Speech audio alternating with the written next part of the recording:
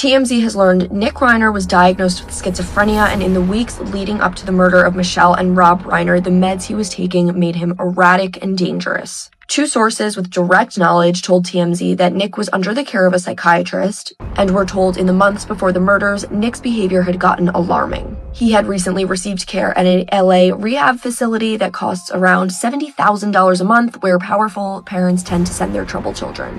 This rehab facility specializes in mental illness and substance abuse. Sources say 3 to 4 weeks before the murder, doctors had changed his meds, which had led him to become even more erratic.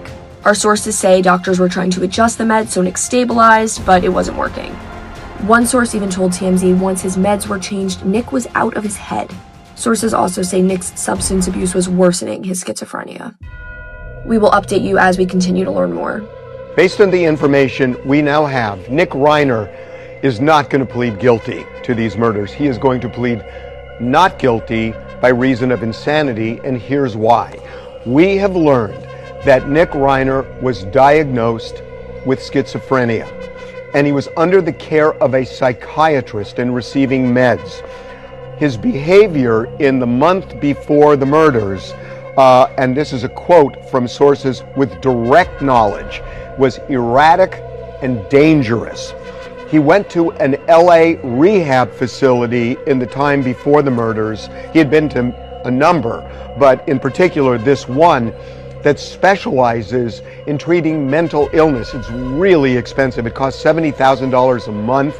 Lots of rich, powerful parents send their kids to this facility who have mental illness, and Nick was there. In the 3 to 4 weeks, and this is so important, in the 3 to 4 weeks leading up to the murders, Nick's medications were changed.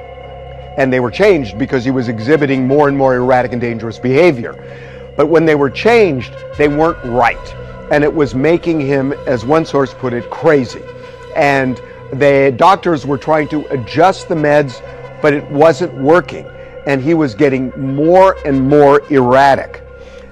In addition to that, Nick was abusing substances, and we're told the substance abuse worsened the schizophrenia.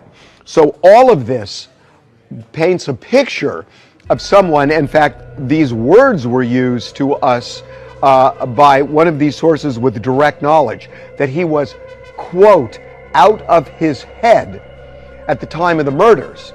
So based on everything I know, this is not going to be a case where they contest that Nick did it. I think they're going to concede it. I don't know that for a fact, but all of the dots that we now have to connect lead us to this is not going to be a not guilty plea, I didn't do it. This is going to be, at least at this point, based on everything we know, without saying more about sources, if I were a betting man, I would say this is a not guilty by reason of insanity.